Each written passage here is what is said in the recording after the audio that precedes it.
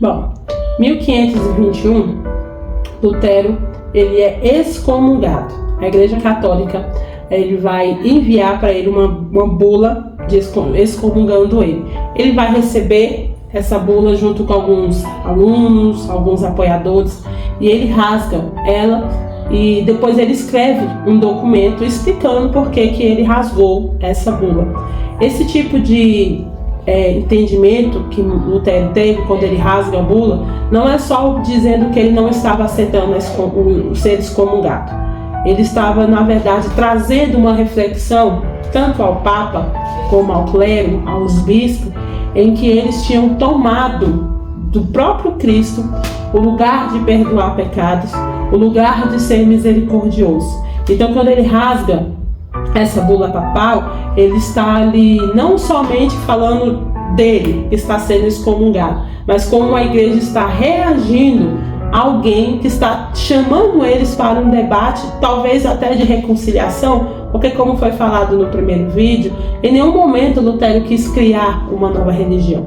Ele não quis dividir a igreja, ele não quis ser um rebelde, apesar de que a igreja o considerou rebelde, considerou que ele estava fazendo era uma rebelião. Na verdade, ele não estava fazendo uma rebelião, ele estava querendo trazer as pessoas a olharem para a palavra de volta, a que a igreja olhasse para a palavra, olhasse para as escrituras, e a partir do momento em que elas olhassem para as escrituras, elas começassem a voltar para aquilo que elas já foram no passado, que era uma igreja amorosa, que era uma igreja de misericórdia. Como não isso era possível mais, ele é excomungado, a sua vida começa a correr risco. E ele é ameaçado, ele é procurado para ser morto, só que ele é sequestrado e ele é ocultado ali no castelo de Asterburg. Por que ele é colocado nesse castelo?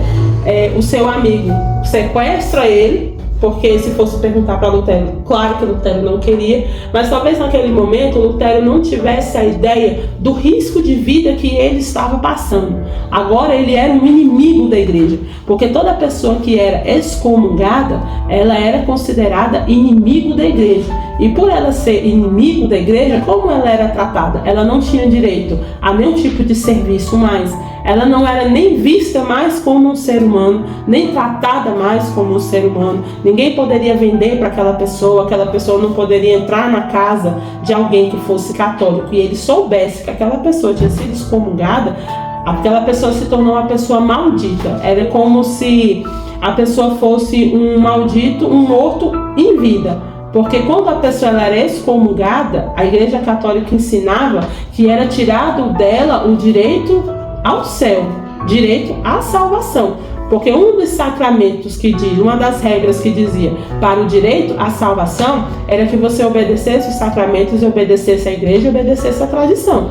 Então você está sendo excomungado, você está sendo tirado de você o direito à salvação, direito ao céu, direito ao juízo, ou seja, você estava indo direto para o inferno. Então naquela época, que era a época da Idade Média, você ser excomungado era você ser tornado maldito e excluído. Então ele estava correndo perigo de vida, por quê? Porque as ideias de Lutero acerca da reforma estavam se espalhando e ela estava sendo abraçada por muitas pessoas. Então a igreja começa a ameaçá-lo. Então por isso que ele é sequestrado e ocultado neste castelo. E ali ele vai ficar por um período de tempo. Quando ele fica ali, o Senhor coloca ele nesse momento, né, porque tudo é da permissão do Senhor. O Senhor é que escreve, né, a história. Quando ele é colocado nesse castelo, talvez você possa imaginar assim, nossa, ele já está excomungado, está sem amigo, está ameaçado de morte, ou seja, não pode colocar nem a cara para fora, não pode receber visita nem nada, porque ninguém poderia saber aonde ele estava. É claro que, como ser humano, há história, né, na biografia de Martinho Lutero, que ele estava iniciando um período de depressão, porque ele ficou muito tempo nesse castelo, no meio dessa situação. Então o que o Senhor vai fazer? Ele vai plantar no coração de Lutero um compromisso e uma responsabilidade. Então aonde era para ser desesperador, o Senhor vai dar uma responsabilidade para ele. Então ele vai começar a traduzir o Novo Testamento. A Bíblia, escrita ali do grego, ela era pregada em latim, mas ela era escrita no grego. Ela não tinha na língua vernácula das pessoas, a língua que as pessoas falavam. Ela tanto não era lida e ela também não tinha ela escrita na língua do povo. Então Lutero vai escrever, vai traduzir o Novo Testamento, que até então está no grego, para o alemão. E essa tradução ele está fazendo no intuito de quê? De fazer com que as pessoas tivessem acesso tanto à pregação, ao ensino e à leitura. Só que nós estamos falando da Idade Média, onde quase só 5% da população era alfabetizada. Então, a tradução bíblica, ela trouxe também uma responsabilidade social da igreja. A igreja se responsabilizou em alfabetizar as pessoas. Então, um dos legados da Reforma Protestante, além de ser um legado teológico, ela também tem um legado no processo de alfabetização, porque o país, ele foi alfabetizado pela Bíblia, com a Bíblia e através da Bíblia. Então, como não se tinha muito acesso a livros, os reformadores e aqueles que estavam abraçando a reforma, inclusive muitas mulheres pegaram esse papel, porque elas transformavam a casa delas em verdadeiras escolas. Então, você era alfabetizado com a Bíblia. Quando você aprendia, você ensinava para outra pessoa. Então, a partir do momento que a pessoa estava sendo alfabetizada, ela também estava aprendendo a palavra. Porque esse é o verdadeiro avivamento. O verdadeiro avivamento, ele é uma transformação de pessoas e lugares. Deus estava fazendo um avivamento sobre a Europa. Então a Europa estava se modificando, não só espiritualmente, mas como sociedade também. Porque a partir do momento que as pessoas tiveram acesso à escritura, à leitura, as pessoas também tiveram acesso ao pensamento. Eles começaram a pensar por ele mesmo. As pessoas começaram a modificar as suas vidas, porque conseguiram empregos melhores. Tudo isso sendo alfabetizado pela palavra. Então, por isso que era importante você ter a palavra na sua língua. Você imagina o inglês, ele ter acesso à Bíblia na sua linguagem. Uma coisa que é muito comum para nós hoje, mas que naquela época era inaceitável para a igreja romana traduzir a Bíblia para a linguagem do povo. Por quê? Porque eles não achavam que o povo era digno de ter acesso às escrituras. Isso era uma coisa só para um grupo específico. Era só o clero, pessoas que eram preparadas, estudadas para ter acesso às escrituras, que até então estava no grego. Você tinha que aprender o grego primeiro para você poder ler a escritura. Então, o que Martinho Lutero está fazendo nesse castelo é algo assim que é um divisor histórico, como muitos reformadores também fizeram isso. William Tyndale, ele faz isso na Inglaterra. Ele traduz a Bíblia para o inglês e por causa disso ele é considerado um herege. Então nós temos muita história bíblica de muitos homens que foram parados na fogueira simplesmente porque traduziram a Bíblia para a sua língua. O João Ferreira de Almeida, que é quem traduziu a Bíblia para o português, ele estava exilado. Ele era um menino de 14 anos quando ele começou a fazer isso. Então assim, ele foge da Inquisição Católica e ele vai para um outro país e ele começa a traduzir a Bíblia para o português. Então quando ele começa, ele era um menino de 14 anos. A sua primeira tradução ele começa com 14, ele vai terminar lá com 18 anos, porque era um processo muito difícil, era muito detalhado e era muito perigoso também. Se você fosse pego sem ser do clero, sem ser uma autoridade, sem ser um nobre, ortogado pela igreja, para você ter a Bíblia na mão, você era morto por heresia. Então o que Martinho Lutero está fazendo naquele castelo é algo que ia transformar a Alemanha até como sociedade, porque ele está trazendo o Novo Testamento para a língua alemã. Quando é 1525, vai acontecer um fato que para o próprio Lutero ele considera como o mais importante depois da salvação, que é o quê? Que ele se casa. Naquela época muitas freiras, elas estavam fugindo dos monasteiros e tudo, fugindo, né, para se tornar reformadores. E quando você fugia e você abandonava a igreja, você não estava abandonando somente a igreja ou uma religião.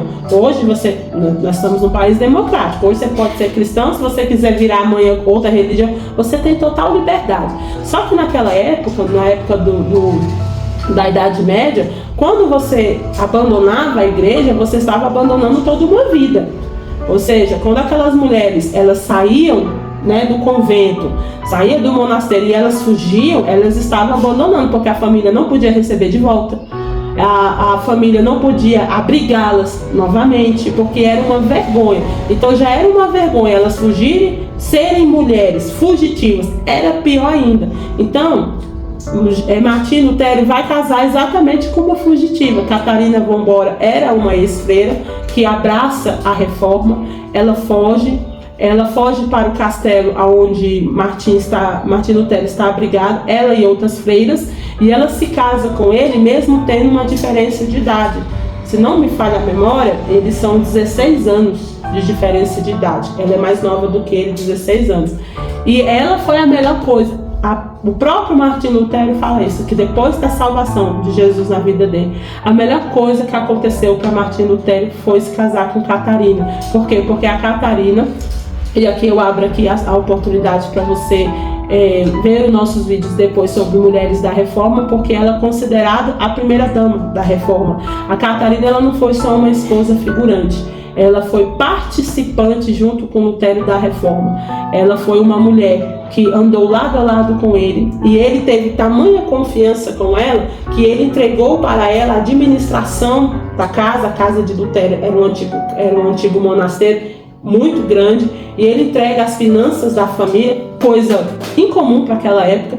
Ele entrega, por quê? Porque ele vai cuidar da parte da tradução da Bíblia, dos estudos. Ele tinha muita coisa para realizar, e ela ali ao lado dele vai administrar. Eles vão ter 6 filhos juntos, e ela vai ter uma grande participação. Por quê? Porque ela vai abrir a casa dela para outras freiras que, assim como elas, fugiu da Igreja Católica, né?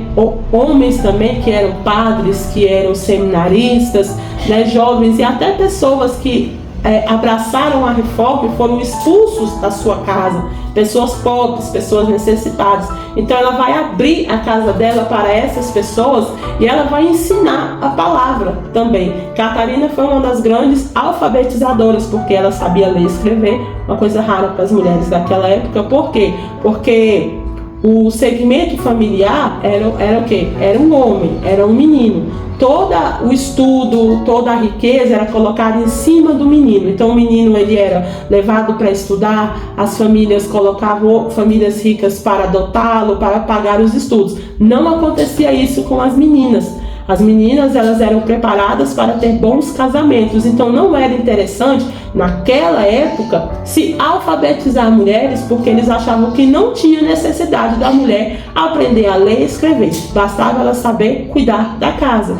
Então você ter uma mulher que sabia ler e escrever era algo muito raro naquela época. E Catarina, ela era alfabetizada, então ela utilizou do seu saber para ensinar outras pessoas dentro do seu castelo. Então ela foi uma participante junto com Martinho Lutero, com outras mulheres também, que não são muitas das vezes citadas, não têm a sua história conhecida, mas elas foram essenciais. Do mesmo jeito que nós estudamos sobre grandes reformadores como Zwinglio, como Farel, como Thomas Becket, esses homens, eles foram essenciais para a reforma. João Calvino, inclusive a esposa de João Calvino também escrevia, né, sermões. Então assim, são mulheres que elas não podem ser apagadas. Então o próprio Lutero pediu isso. Na sua biografia ele fala que quando forem falar dele, lembrasse e falasse dela também, porque ela foi essencial, ela foi muito necessária na parte de administração, na parte de alfabetização, na parte de ser uma pessoa que estava andando lado a lado com Martinho Lutero. Então o ministério dele se desenvolveu bastante com o auxílio e a ajuda dela. Em 1526, Martinho Lutero vai escrever o hino Castelo Forte. O hino Castelo Forte, ele é um marco da reforma, ele é um dos hinos mais conhecidos. E por que Lutero escreve esse hino, apesar de ele ter escrito outros hinos?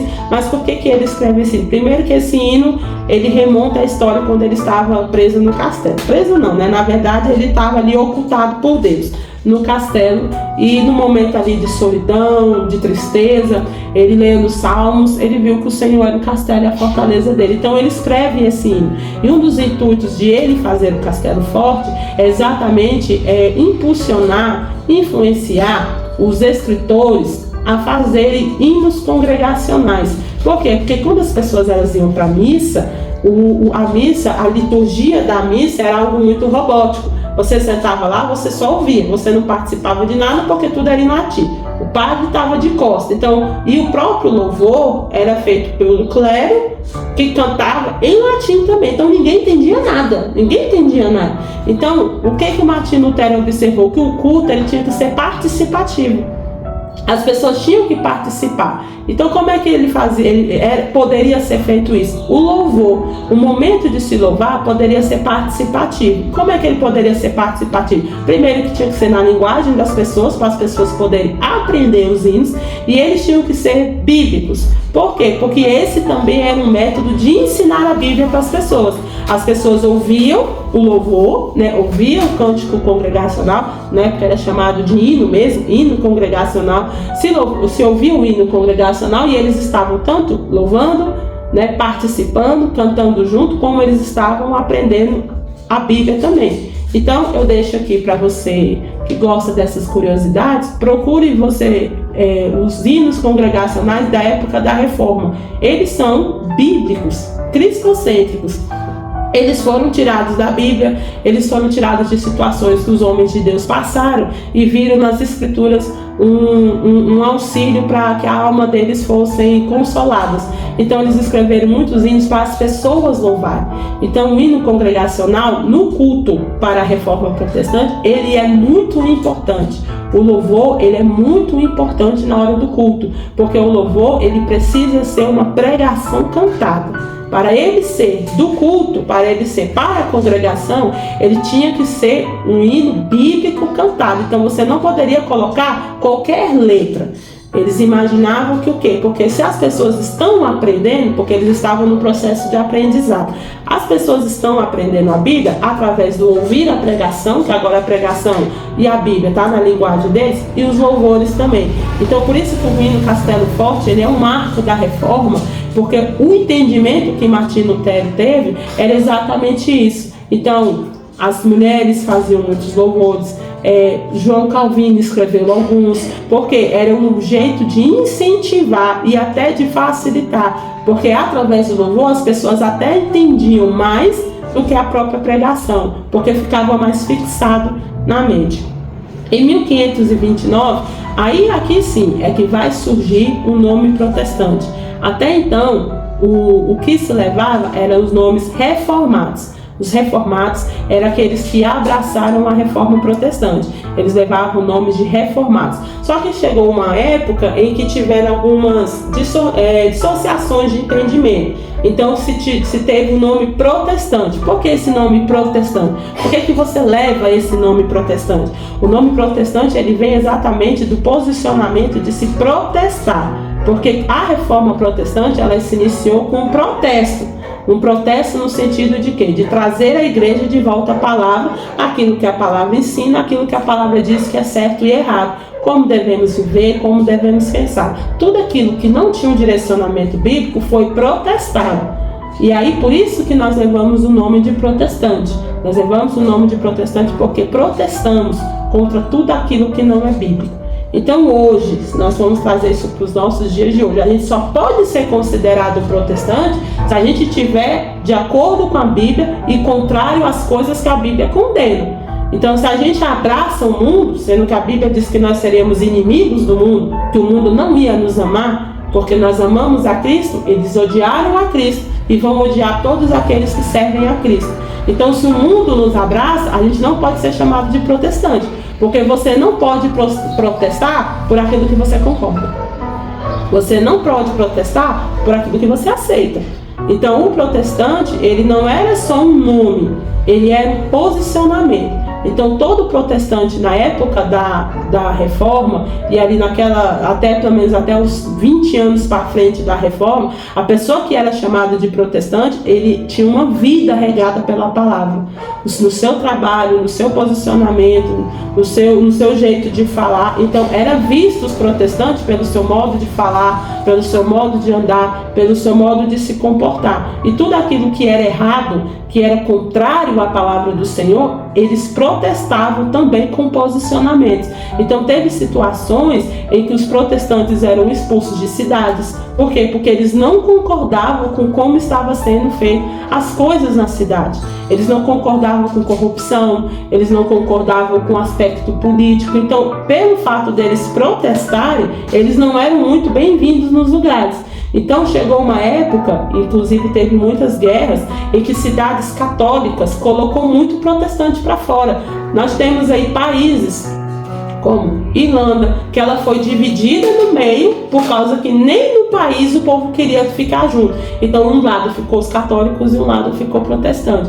Então você levar o nome de protestante, né? Eu sou crente, eu sou protestante. Crente é aquele que crê em Deus. Então o diabo também é crente porque ele crê. Você só leva o nome de protestante se você verdadeiramente protesta contra as coisas que a Bíblia diz que você tem que se posicionar. Então ser protestante não é uma religião, é um posicionamento. Foi isso que os reformadores, eles pontuaram, que eles não estavam fazendo uma religião, eles estavam fazendo um posicionamento. Então ser protestante é você se posicionar contra tudo aquilo que a Bíblia diz que é errado. 1534, Lutero publica a Bíblia alemã, ou seja, ele termina ali, leva quase 10 anos para fazer tanto o Velho como o Novo Testamento. E qual é o impacto da Bíblia alemã? Todas as primeiras Bíblias que foram lançadas, né, a Bíblia inglesa, a Bíblia de King James, a Bíblia Genebra, a Bíblia alemã, a Bíblia espanhola, por que elas tiveram esse impacto quando elas estiveram prontas? Porque elas revolucionaram o país. O acesso a elas, como eu falei no início, de alfabetização e de evangelização, de você poder ter a Bíblia da sua linguagem acessível, ela teve um impacto muito grande. Então nós temos aí, por exemplo, na Alemanha, né, que é onde Lutero escreveu a Bíblia, né, na linguagem alemã, ela é considerada até hoje, a Bíblia alemã, ela é considerada até hoje como um dos maiores marcos literários da história da Alemanha. Para eles, eles dividem a história deles, né, entre antes da Bíblia e depois da Bíblia alemã, porque a Bíblia modificou o país, ela alfabetizou o país. Em 70 anos a Alemanha se transformou com acesso à palavra, à educação alemã. Hoje a Alemanha, países como a Alemanha, como a França, elas têm um nível educacional muito alto, porque tudo se começou com a leitura bíblica e o acesso a ela. Então, como a própria palavra diz que quando você conhece a verdade, você liberta, e essa palavra é luz, as pessoas começaram a ter uma vida diferente, uma vida modificada, que tinha sido tirado deles esse acesso. E a reforma entrega para eles novamente. Então foi um ato histórico, a Bíblia na sua linguagem.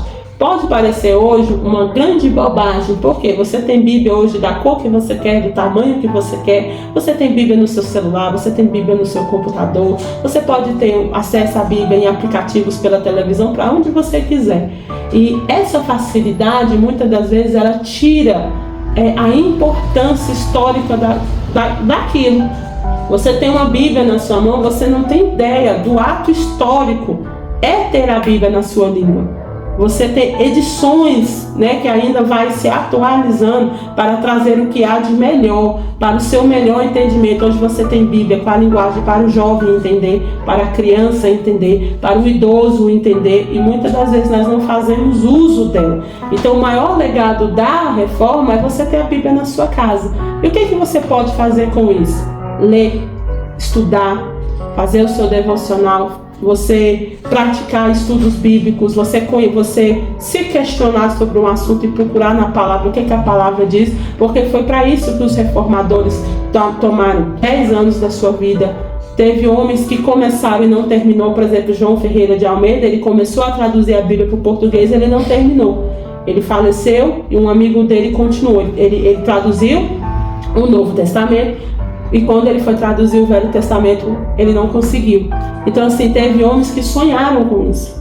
Eles sonharam em trabalhar, dedicaram a sua vida, dedicaram o seu conhecimento, o seu intelecto. Para quê? Para dar a nós o acesso à palavra na nossa língua. Porque eles sabiam, como Lutero, uma frase célebre de Lutero eu não fiz nada. Foi a palavra de Deus que fez tudo. Então ele sabia que ele não fez nada, O que foi feito foi a palavra de Deus que fez o seu efeito só. Ele falece em 1546 de doença grave, e quando ele falece, o seu pedido ali na sua morte era que todos reconhecessem a sua esposa e que a palavra do Senhor nunca perdesse o brilho no coração dos jovens. Por quê? Porque Lutero entendia que está o segredo na juventude. Então você que é jovem, que está assistindo esse vídeo, você que tem uma Bíblia na sua casa, dê valor, porque o maior legado que nós temos é de você ter uma Bíblia e você poder ler. Então leia,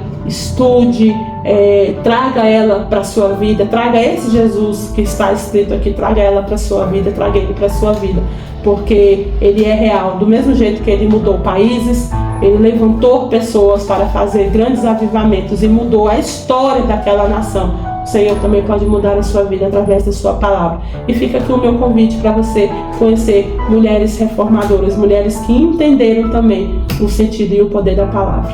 Deus abençoe.